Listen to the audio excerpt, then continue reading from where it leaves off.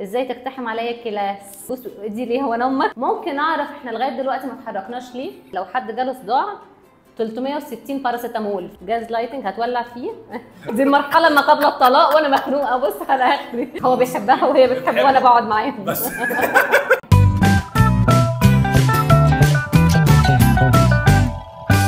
هاي بسمة، عاملة ايه؟ هاي معاكي كاتا واحنا كاتا فلام. جاهزة؟ مش جاهزة؟ لا والله. منك نصيحة للستات عشان تخيبش بيتها بنفسها. يعني لو في حاجه هتلاقيه ربنا بيسهلها وبتيجي في وقتها، بس انت هتدوري على حاجه هتلاقي حاجه، بغض النظر ممكن تبقي بتدوري على حاجه ثانيه تلاقي حاجه ثالثه، بس هتلاقي. شايفة اصلا الرجالة عامة طبعهم خاين؟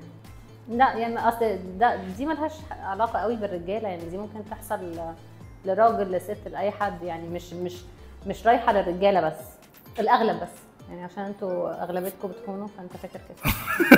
في قبل كده يعني كنت شغالة 3 شغلانات في نفس الوقت ولا كانوا منفصلين؟ نفس الوقت. كنت مستغنيه عن النوم، كنت بشتغل مضيفه جويه، اوكي، وكنت ماسكه شركه حلول ماليه، وكنت مساعده وزيره. ما كانش عندي وقت لاي حاجه، وانا كنت وقتها قصدا ان انا اعمل كده، يعني كان وقتها والدي لسه متوفي، وانا ما كنت محتاجه ان انا اتشغل، فكان على طول لبسي كله في العربيه.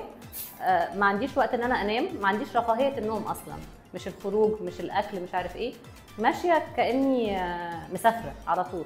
السويتش بقى جه ازاي؟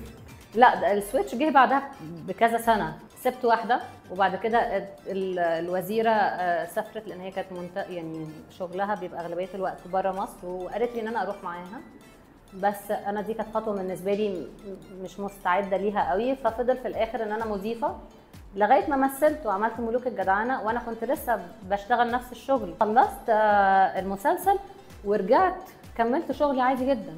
انت قعدت دي مضيفة طيب؟ 13 سنه. ده حياتك كلها. ريكورد. طب قولي لنا حاجة عن مضيفات الطيران والناس ما تعرفهاش يعني. احنا كمضيفات جويات احنا بناخد كورسات لكل حاجه، يعني بناخد كورسات اتيكيت، وبناخد كورسات ميديكال طبعا، وازاي نعمل انعاش والسي بي ار واعالج اي حاجه سريعه، وازاي نولد واحده لو هي بتولد على الطياره، ازاي لو عندي قنبله اتعامل معاها، ازاي لو عندي حريق اتعامل معاه، وفي الاخر واحد يجي يقول لك ازاي ما فيش فراخ انا عايز لحمه.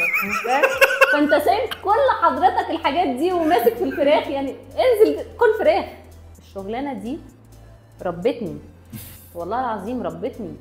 الشغلانه لازم تبقى مثقف، ولازم تعرف تتكلم مع الناس، ولازم تبقى لذيذ، ولازم حاجات كتيره قوي. فاكره موقف غريب حصل قبل كده في الطياره؟ حصل اي هبوط اضطراري قبل كده، اي حاجه؟ لا الحمد لله ما حصلش اي امرجنسي، بس كان دايما في الرحلات بتاعه العمره والحاجات دي هي اللي بيبقى فيها مواقف، لان بجد الناس بتبقى طيبه قوي وغلابه جدا، فبيحصل مواقف انت بتبقاش فاهم هو ايه اللي حصل. يعني مثلا معروفه مثلا على رحله جده لو حد جاله صداع 360 باراسيتامول، فاهم؟ الناس كلها تصدع في نفس الوقت. مره واحد اديت للي وراه مسكن قال لي طب انا عايز اخلع درس. انت فاهم احنا فين؟ هو فاهم الموضوع غلط.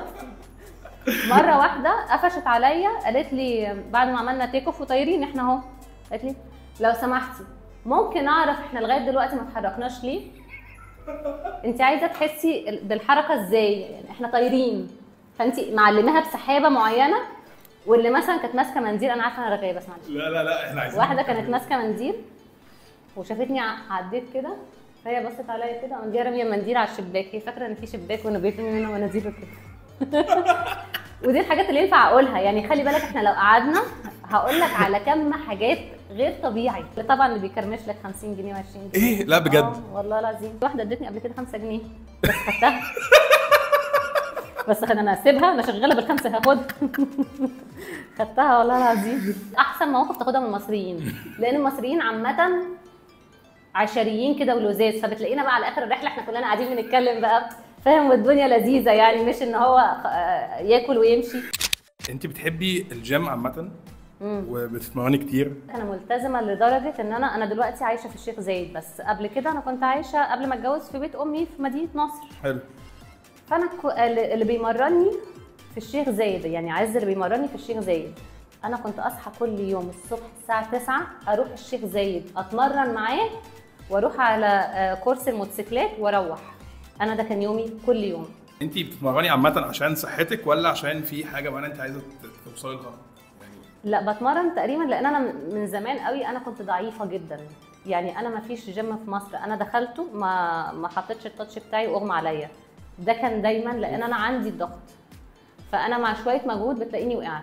فده كان تشالنج بالنسبه لي، انا مش هبقى ضعيفه، انا بقيت وبعدين بعلي على نفسي، يعني بزود التمرين اكتر، ببقى اجريسيف اكتر في التمرين لغايه ما بقيت دلوقتي كويسه، ومش ناويه ارجع لايام ما كنت ضعيفه لهذه الدرجه. يعني والله على طول انا مرميه وحاجاتي جنبي. بجد والله العظيم. تدخل اي جيم في الدنيا طالما انا فيه انا مرميه وحاجاتي جنبي. انا مره رحت الجيم مع اختي، عارف انت حبيبي يعني. ايوه احنا قاعدين يعني. فقلنا هنتمرن احنا الاثنين وبتاع، فهي دخلنا على التريد ميل، احنا لسه بادئين. فانا قعدت كده 10 دقايق على التريد ميل وبعد كده استخبيت ان انا عملت نفسي حد تاني ولبست جاكيت وحطيت على وشي فوطه ونمت على الكنبه وهي قاعده تدور عليا. شويه كلمات نقولها لك كده قولي لنا معناها ايه. حاجات في العلاقات، يعني كلمات في العلاقات. في العلاقات. يا رب بس ما تقولش حاجات توكسيك وبتاعت الكلام. ما هي حاجات تبقى شبه كده شبه كده. لا مش هفهم. هنحاول نشوف. طيب يلا. يعني ايه سيتويشن شيب؟ سيتويشن شيب ما اعرفش، يعني ده وضع حرج مثلا، يعني عندنا مشكله يعني اللي هو ما بعد القفش، ما اعرفش. صحاب قوي ما بيقولوش هم في ريليشن. انت عندك كام سنه يا مومو؟ انت عارفه الكلام ده؟ هي متابعه. اوه بجد؟ هي متابعه. سيتويشن شيب لو احنا الاثنين يعني ما بنقولش لحد. يعني اتنين عايشين حياتهم. هو بيحبها وهي بتحبه وانا بقعد معاهم بس. يعني ايه جاز لايتنج؟ ايه يا جماعه ده؟ ما اعرفش، يعني ممكن ليها علاقه بالغيره مثلا، يعني سبايس الدنيا، ما اعرفش. جاز لايتنج هتولع فيه. دي المرحله ما قبل الطلاق وانا مخنوقه بص على اخري. ده بقى في مرحله جاز ولايتنج هنولع فيه. جاز لايتنج يعني مبدئيا قول لنا سنك كام بس عشان ابقى عارفه. اللي عارفين الجاز لايتنج عندهم كام سنه؟ انا 21. اكيد. قولي لي. هتقبل منك كل حاجه، علميني. هل له علاقه باللي بيولعوا في بعض؟ يعني مثلا انت غلطتي في حاجه وبتحسسيني ان انا اللي غلطانه، يعني كانك بتعلقي شمعة بجيب اللي فيكي فيه. ايامنا كانت اللي هي تقلب الترابيزه مثلا تقلب الترابيزه او بتتلكك بتتحجج بتتنيل يعني. طب اخر حاجه دي سهله، فير اوف كوميتمنت. لا دي عارفاها، دي مريت بيها. دي قصه حياتي. كان عندي الحمد لله قبل ما اتجوز. قبل ما تتجوزي خلاص الحمد لله. دلوقتي بطلعه عليه. انا برضو مش متجوزه بقالي كتير، بس في الاول اللي هو اول حاجه خالص اللي هو انت سايب الحاجات مفتوحه، انت مش عارف ايه، وبتعصب لان انا جوزي ما عندوش، يعني عنده متلازمه ان هو كل حاجه تبقى مفتوحه. يعني فتحنا الدرج، فتحنا الثلاجه، سيبنا الثلاجه مفتوحه، خدنا منها الحاجه، فتحنا الميكرويف، فتدخل المطبخ تلاقيه كانه تم اغتصابه، فاهم؟ كل حاجه في المكان واقعه وكل حاجه مفتحه. عارف انا كنت مره قاعده جنب جوزي، هو مؤلف احنا عارفين طبعا، فهو كان بيكتب مشهد وانا كنت قاعده جنبه، ففتح يعني كتب مشهد وكتب فتح قوس وكتب فيه غضب وما قفلش القوس. قلت له حتى القوس ما بتقفلوش. اقفل القوس. انت بتحبي ايه اكتر، افلام ولا مسلسلات؟ الاثنين. طب ايه اكتر مسلسل بتحبيه؟ بحب مسلسل اسمه ستيشن 19. مين اكتر ممثل بتحبيه؟ اكتر ممثل بحبه انا بحب قوي جورج كلوني، وبحب كمان كان ازاي نسيته، انت عارفه انا كنت قلت لك عليه قبل كده، عمر الشريف. عمر الشريف. يا لهوي انا مدمنه في عمر الشريف بجد والله. والله العظيم بحبه حب. اوكي. مش فانس، بحب حب. انا سيتويشن شيب مع عمر الشريف. مين اكتر ممثله بتحبيها؟ انا بحب قوي هند رستم. انت عارفه ان انا بحب دينا الشربيني جدا، لذيذه لذيذه يا جماعه، مش عاديه وكده يعني، لذيذه قوي بحبها. تحس ان احنا لو قعدنا هنبقى اصحاب حالا. لو هتمثلي فيلم كان نفسك تمثلي فيه، هو انا كان نفسي اعمل الدور ده، كان ايه؟ في حاجه بتيجي في دماغك كده؟ كاركتر كان لذيذ قوي في مسلسل اسمه كيلينج ايف. اوكي. شخصيه تحفه لازم تتفرج عليه. شخصيه بتقتل الناس بس هي شخصيه مش دمويه، هتحبها جدا، فانت دايما هتبقى هي بتقتل الناس بس انت متعاطف معاها وعايزها ان محدش يمسكها. ايوه فاهم قصدك. فالميكس ده غريب قوي. ايه اول فيلم دخلتيه في السينما فاكره؟ اسماعيليه رايح جاي. واخر فيلم شفتيه طيب؟ الفيلم بتاع ياسمين رئيس و انا الحبيبي. هنقول لك اسامي شخصيات انت عملتيها اه ماشي، وقولي لنا الشخصيات دي في مسلسل ايه؟ شخصيه ريهام. دي كار قديم. شخصيه نانسي. نانسي كانت في جروب الدفعه.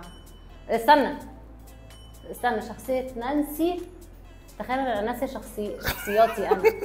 لا نانسي كانت في اسمه ايه، اللي هو كان المسلسل بتاع فيفي عبده وشيرين رضا. ايوه شغل عالي. صح. طيب روان، شخصيه روان. روان في ملوك الجدعنه. ونهله. لا مش فاكره. في الوصفه السحريه. تلعب معاكي لعبه كاتا ايموجي. ابو علي. طب ما انت شاطره اهو. الجردل والكنكه. بخيت وعديله. ماشي صح. جناحك. ماشي شباب. طير انت. صح ماشي حلو اهو. جناحك. طير انت. كابتن فايق. يعني اسمه ايه بقى هو؟ ابراهيم. فكابتن ايه بقى؟ كابتن ابراهيم فايق. كابتن هيما. صح. كابتن ابراهيم فايق. انا حاسه ان انا محتاجه اشيل الالقاب ما بيني وما بينه. كابتن ابراهيم فايق. بسمة داوود.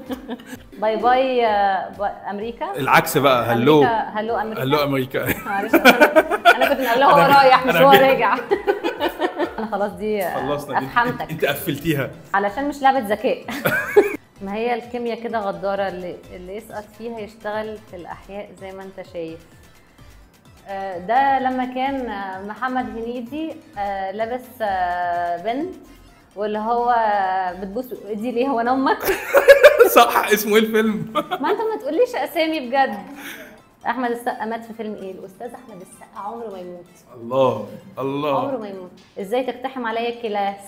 ايوه يعني ده كلاس وده كلاس وده كلهم كلاسات. ده ايمي سمير غانم مع احمد حلمي لما كان جاي من امريكا. بص انا شرحته لك كله بقى. قصه الفيلم كلها. اسمه صح؟ عسل اسود. عسل اسود صح. استاذ محمد رمضان اتقتل في مسلسل ايه؟ استاذ محمد رمضان عمره ما يتقتل. وعمره ما يتقتل. مات في ايه؟ الاسطوره. هو الدين بيقول ايه؟ محمد امام لما كان استنى هقول والله. خدي وقتك. حسن ومرقص. صح جامد. برافو عليكي. مش انا عيد ميلادي النهارده الاستاذ القدير عادل امام لما كان على الطياره. ايوه. السفاره في العماره. صح جدا. عاش جدا يا بسمه. برافو عليكي. شفت والله. والله لا يعني والله رجعت لي ثقتي في نفسي. والله كويسه. شكرا جدا ليكي يا بسمه. اتبسطنا معاكي قوي. والله لذيذ قوي. شكرا والله شكرا ليكي جدا.